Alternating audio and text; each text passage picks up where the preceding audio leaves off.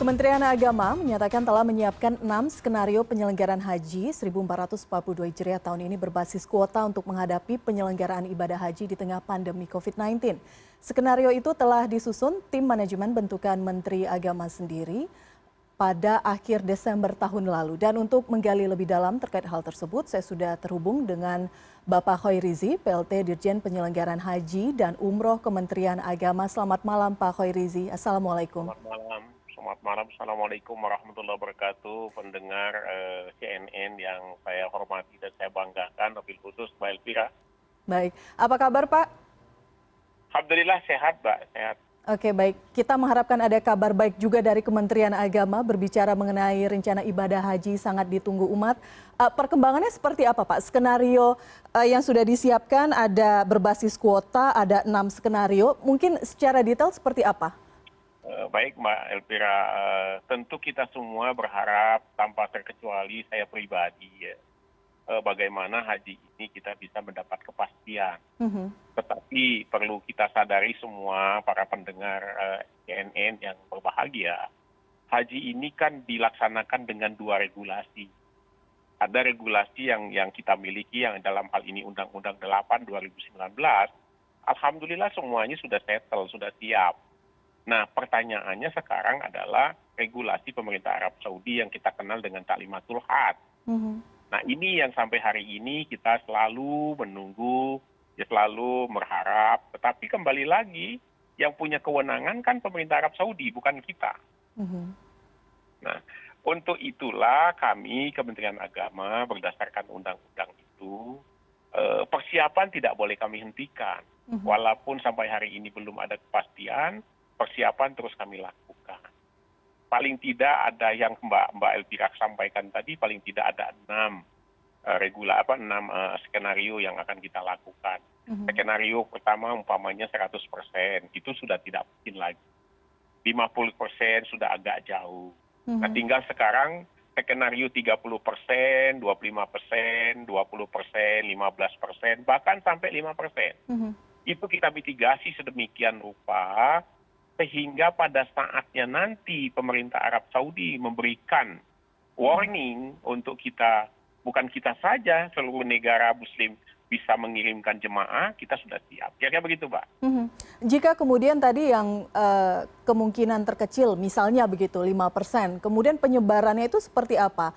Ada rentang usiakah atau ada aturan sudah divaksin atau bagaimana Pak kira-kira?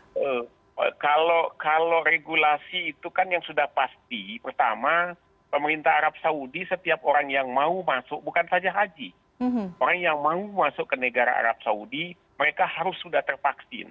Nah, maka itulah Kementerian Agama, Presiden Republik Indonesia, Bapak Menteri gitu ya, menganjurkan seluruh jemaah untuk segera mengajukan dirinya untuk segera divaksin. Vaksin itu bukan berarti dia harus berangkat, tidak. Paling tidak dia sudah siap, kira-kira begitu ya. Kalau dia sudah ada saatnya kita mendapat kesempatan, jemaah kita sudah selesai vaksinnya, itu yang pertama. Yang kedua, kita mensukseskan program vaksin nasional itu.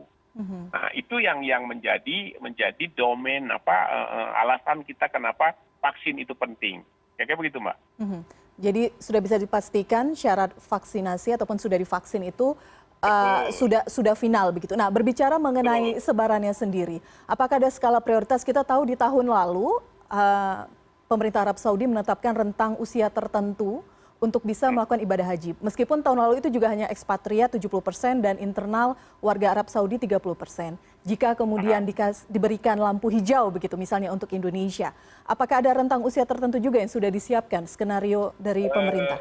Selama regulasi pemerintah Arab Saudi tidak membuat regulasi itu, protokol itu, tentu kita akan sami'na wa ta'na, ngikut saja Mbak ya. Ngikut saja. Tetapi prinsipnya begini, kita akan membagi kuota, presentasi kuota itu kepada masyarakat Indonesia sesuai dengan profesionalnya.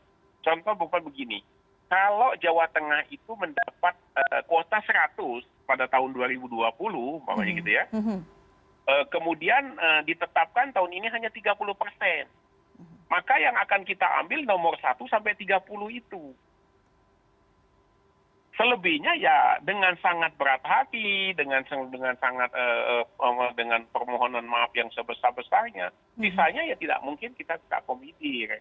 Karena ini adalah regulasi dari pemerintah Arab Saudi. Ya kan begitu, Mbak? Mhm. Baik.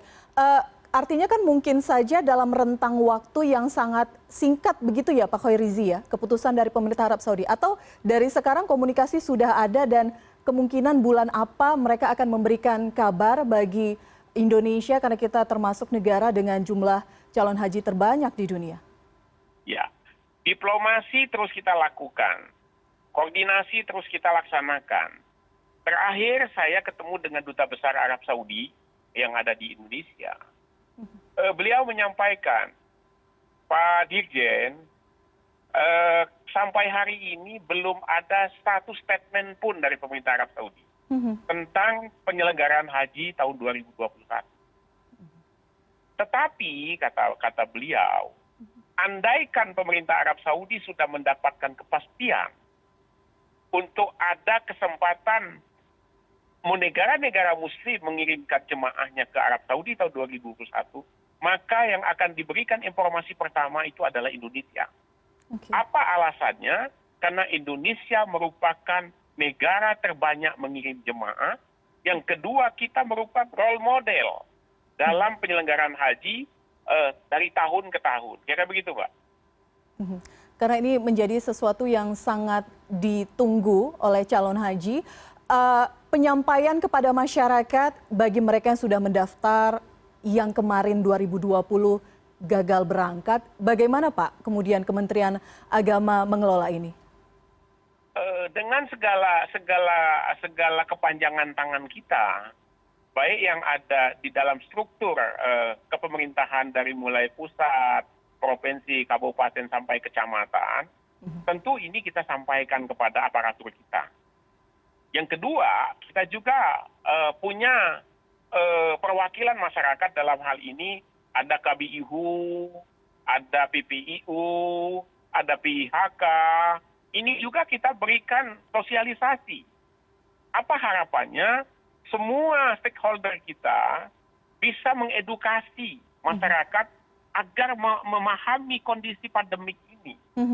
Karena kondisi pandemik ini tidak saja melanda Indonesia dan Arab Saudi, tetapi seluruh dunia.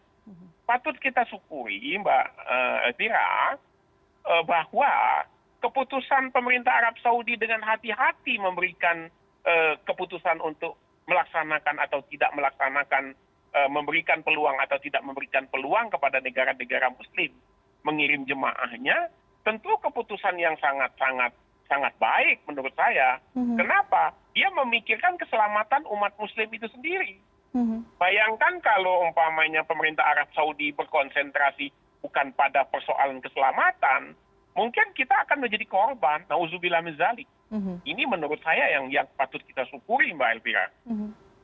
Oke, baik.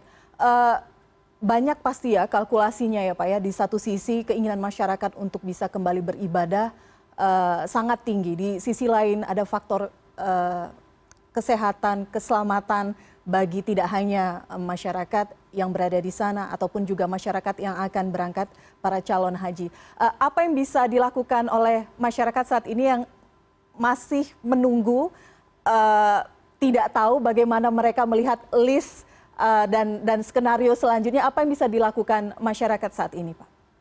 Saya kira begini, Mbak Elvira, dan pendengar CNN yang saya hormati dan saya banggakan. Pertama, tentu masyarakat harus suka tidak suka menyiapkan diri. Menyiapkan, oke. Itu yang pertama. Yang kedua, calon jemaah haji, dia harus bisa mengukur diri dia sendiri. Apa yang saya maknakan mengukur diri sendiri? Istitoah itu harus dia yang tahu. Baik istitoah ibadahnya, istitoah perjalanannya, apalagi istitoah kesehatannya. Contoh begini, kalau memang dia itu belum siap dengan ibadahnya, tentu dalam waktu yang cukup panjang ini kan dia punya kesempatan untuk lebih mendalami manasiknya. Begitu juga dengan istitoah perjalanannya. Dia harus bisa mengukur, mampukah saya melaksanakan perjalanan di tengah-tengah pandemi. Nah, yang paling penting dalam kondisi pandemi ini, Mbak Elvira, jemaah harus mengukur tingkat kesehatannya. Terutama kepada orang-orang yang di usianya senja, usianya di atas 60 tahun, kemudian dia mempunyai penyakit bawaan seperti jantung, kemudian penyakit-penyakit yang lainnya. Nah, ini dia harus mengukur, layakkah saya berangkat tahun ini dengan suasana pandemik, suasana kesehatan protokol yang sangat ketat. Kira-kira begitu, Mbak. Oke, baik.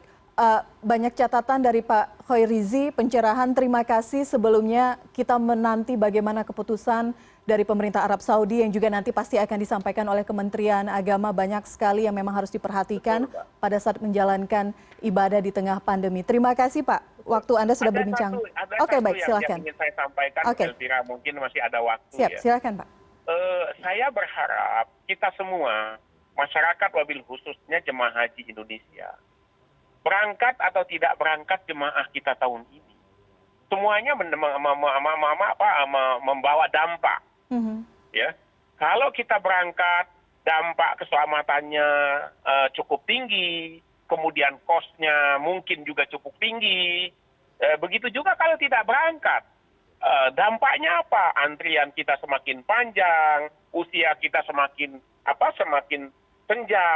Nah, ini semua saya berharap untuk kita semua tanpa terkecuali harus menyikapi ini dengan lapang dada, harus menyikapi ini dengan berserah kepada Allah Subhanahu Wa Taala. Pasti Allah dan pemerintah memberikan yang terbaik untuk jemaah. Kira-kira begitu, Mbak. Baik, harapannya demikian Pak Khoirizi. Terima kasih sebelumnya atas waktu Anda malam hari ini. Mbak Elvira, saya kalau memang diminta untuk menyampaikan edukasi, insya Allah saya siap, Mbak. Baik, terima kasih. Kebaikan kita semua. Baik, terima kasih. Selamat malam. Assalamualaikum. Selamat malam. Waalaikumsalam warahmatullahi wabarakatuh.